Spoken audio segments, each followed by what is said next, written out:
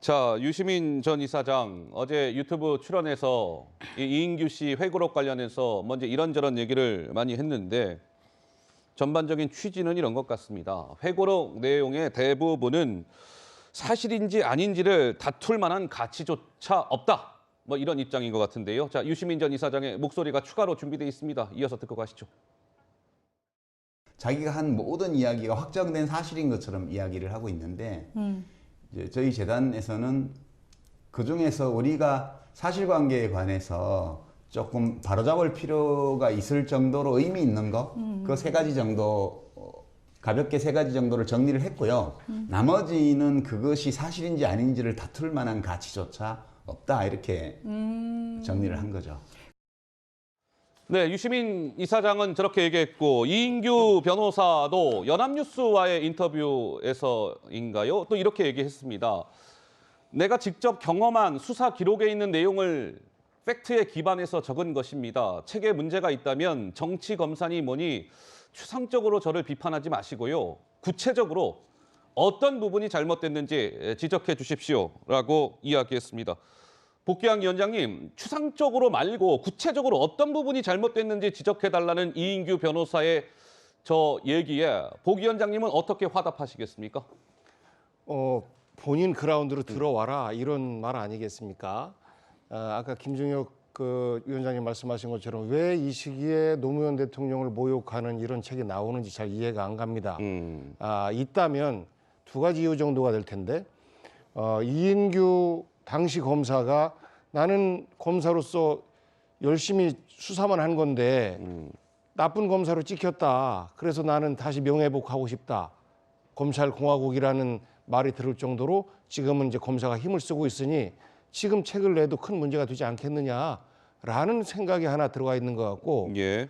또 하나는 지금 민주당과 진보 진영이 김대중 대통령은 너무 오래전 어른이고 그리고 실제 현재 막 왕성하게 활동하고 있는 분들은 노무현 대통령의 노무현 퀴즈로 시작해서 문재인을 지지하고 지금 이재명을 지지하는 어떤 이런 그룹들이 주류인데 여기에 도덕적인 타격을 좀 가하고 싶다라는 정치적 의사가 숨어져 있는 것 아닌가 싶습니다. 아, 그래요? 그래서 여기에 대해서 하나하나 팩트를 가지고 갑론을박을 벌이면 결국 이인규 씨나 혹은 이인규 씨의 배후에 어떤 세력이 있는지 모르겠습니다만 예. 이들이 의도하는 대로 그냥 따라 들어가는 것이기 때문에 몇 가지 중요한 팩트에 대해서만 지적하고 예. 그냥 두는 게 낫다. 이런 판단을 내리는 것이 저는 합리적이라고 생각합니다.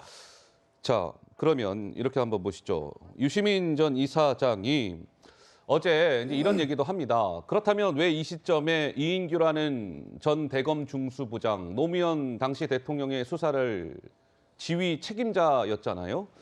이제 지금은 이인규 변호사인데 왜 이 시점에 이인규 변호사가 책을 냈을까? 유시민 이사장은 이런 분석을 내놨습니다. 이어서 한번 들어보실까요? 왜 이 책을 지금 낸 건지, 왜 지금입니까? 드디어 이제 검사 왕국이랬잖아요, 우리가. 검사 왕국의 완성을 향해서 가고 있잖아요. 지금이야말로 나도 이 도도한 대세 역사의 흐름에 동참할 때다. 이렇게 생각했겠죠. 이제 비로소 반석 위에 올라갈 수 있는 새로운 시대가 열리는 거죠. 이렇게 생각하고 이 책을 내서 나도 거기 일조해야 되겠다. 이렇게 생각하는 거지. 시시하게 뭐 이인규 씨가 총선이나 나가려고 총선에 공천을 받는다. 대구 같은 데로 그건 아니. 이름 알리려고. 자, 그러니까 유시민 전 이사장은 검사 왕국의 완성을 향해 가는 지금이야말로 역사의 흐름에 동참할 때라 이인규 변호사가 생각한 듯해서 이번에 책을 낸 것 같다. 이인규 변호사는 내가 과거 이야기를 꺼낸 건 미안하게 생각합니다. 그러나 진실이 더 중요하다고 생각해서 책을 썼고 이번에 책을 출간하게 됐습니다라고 얘기했습니다. 김연아 위원께서는 좀 어떻게 보시는지요? 검사 왕국에 편승하기 위해서 이인규 변호사가 이 시점에 책을 냈다. 유시민 전 이사장의 어떤 단어나 화법은 굉장히 그 정쟁적 논란을 불러일으키는 단어를 많이 쓰죠. 노무현 대통령의 죽음을 정쟁으로 이용하지 말라고 하면서 사실은 지금 사실 여부에 대한 팩트 체크보다는 예. 정치적 언어를 먼저 쓰고 있는 것은 유시민 전 이사장이라고 생각이 됩니다. 왜 하필 지금이냐?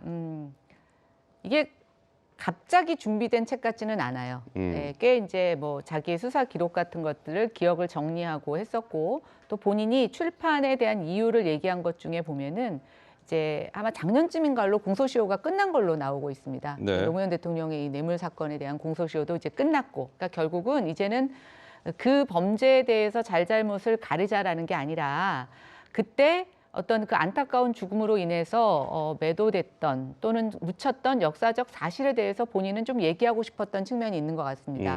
그 와중에는 또 하나 본인도 그때 굉장히 이 일로 인해서 옷을 벗고 검사를 그만뒀죠. 그러나 그 뒤에 보면 여러 가지 개인적으로 본인도 여러 가지 탄압을 받았다는 얘기, 또 굉장히 그 대통령을 살해한 가해자로서 지목을 받았다라는 것에 대해서 고충을 좀 폭로하고 있습니다.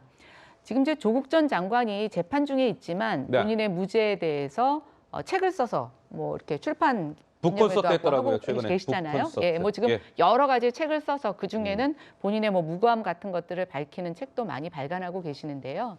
그런 측면에서 보면 이 인규 검사도 뭐 대한민국에서 충분히 출판의 자유와 이런 것들을 얘기할 저는 자유는 있다고 생각이 됩니다. 네네. 그런데 저는 이번에 이제 노무현 재단에서 어제인가요? 공식적으로 입장을 하나 냈습니다. 몇 가지 사실을 확인해 줬는데 시계를 받은 건 맞다. 자, 김연아 의원님 말씀 중에요. 네. 저희가 그렇지 않아도 이런 겁니다. 이제 이인규 변호사가 당시 수사 책임자로서 회고록에 이제 당시 수사와 관련된 내용을 적었는데 크게 쟁점이 3개예요. 그런데 지금 김연아 의원께서 말씀하시는 부분은 이른바 그 피땡땡 명품 시계를 노무현 대통령이 선물로 받은 거 아니냐 이 부분인데, 자, 그래픽이 하나 준비되어 있습니다. 먼저 한번 보시죠. 지금 이 부분을 우리 김연아 의원께서 언급하고 계시는 것이죠? 예, 맞습니다. 예. 시계를 이제 회갑 기념으로 뭐 형수에게 줬다는 얘기인데요. 이제 그게 대통령 재임 기간에 전달이 됐느냐 안 됐느냐가 하나 있고, 아들이 이제 미국에서 유학 중인데 주택을 구입하는 자금에 대해서 박연차 회장이 100만 불을 이제 뭐 줬다, 뭐 빌려줬다, 뭐 얘기가 있지만 어쨌든 그 돈이 전달된 정황도 포착이 되고 있습니다. 또 예. 그 외에 조카가 사업을 하는데 그 사업 자금에 대해서 이제 돈을 빌려줬다고 하는데 어제 지금 노무현 재단에서 공식적으로 확인한 것은 저 3개에 대해서 인정은 했습니다. 다만 대통령은 몰랐다는 몰랐다. 거예요. 네, 그래서 저는 이번에 이 이인규 검사의 자서전으로 인해서 하나 우리가 좀 확인할 수 있었던 것은 처음에는 이 논란이 계속 있었고 일부는 인정하고 일부는 부정하고 했지만 일방적으로 아무 잘못이 없는데 검사가 굉장히 뭐 토끼머리 수사를 해서 모욕적인 수사를 해서 노무현 전 대통령이 안타까운 죽음을 선택하게 했다라고 얘기를 했지만 네. 사실 그게 아니라는 사실이 밝혀졌고요. 또 하나 제가 이제 더 글로리라는 드라마를 얘기하시니까 저도 생각나는 단어가 하나 있습니다. 어떤 단어일까요? 거기 문동훈이라고 하는 주인공이 이런 얘기를 하죠. 뭐라고요? 나에게 최초의 가해자는 엄마였어. 음. 여기서 책 구제가 있습니다. 누가 노무현을 죽였나. 물론 검찰의 잘못이 또는 그때 국정원의 잘못이 일부 있다고 얘기를 하지만 그 안에서 가장 또 강조하고 있는 건 뭐냐면 진보 언론과 그 당시 민주당 의원들, 연일민주당 의원들이 이 대통령에 대해서 굉장히 가혹한 이야기를 했다는 거예요. 예, 뭐 민주주의를 위해서 스스로 산화해라 뭐 이런 식의 표현도 썼다는 건데 알겠습니다. 결국 그것도 또 하나의 가해가 아니었나. 우리가 몰랐던 사실에 대해서 다시 한번 확인하는 저는 그런 역사적 의미는 있다고 생각이 됩니다. 자, 뭐 여러 가지 이제 정치적 해석들이 나오고 있습니다. 이번 회고록 관련해서 유시민 전 이사장 일각에서 그런 얘기가 있었잖아요. 자, 이인규 변호사가 저 얘기하고 있는 것들이 만약에 사실에 기반하지 않은 것이라면 이인규 변호사를 뭐 예를 들면 고소고발을 통해서 할 수도 있는 것 아니냐, 뭐 이런 얘기가 있었는데 유시민 전 이사장은 그 가능성에 대해서는 일축했습니다. 왜 그랬을까요? 직접 한번 들어보시죠.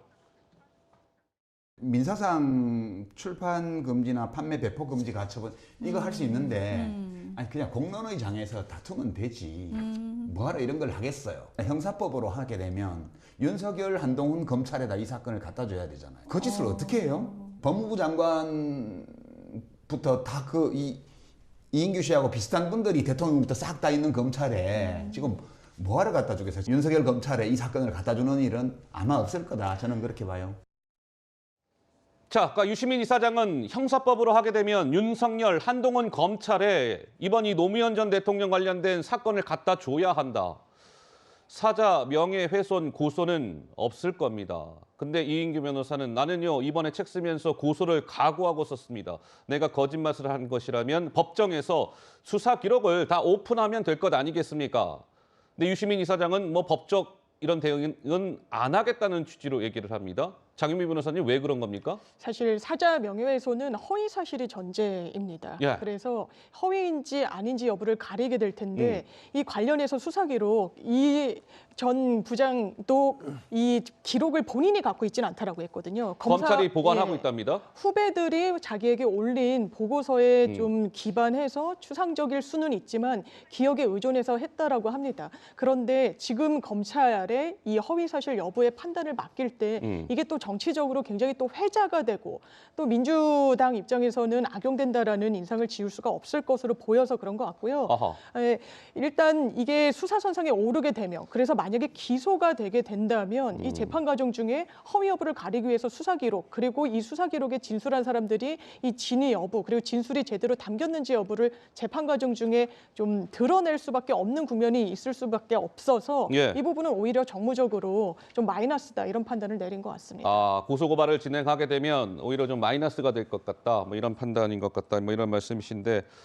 글쎄요. 어쨌든 이 회고록 논란이 좀 계속되고 있습니다. 유시민 전 이사장도 어제 유튜브에서 뭐 긴 시간 이야기를 했고 해서요. 저희가 첫 번째 주제로 좀 이 부분을 다뤄봤고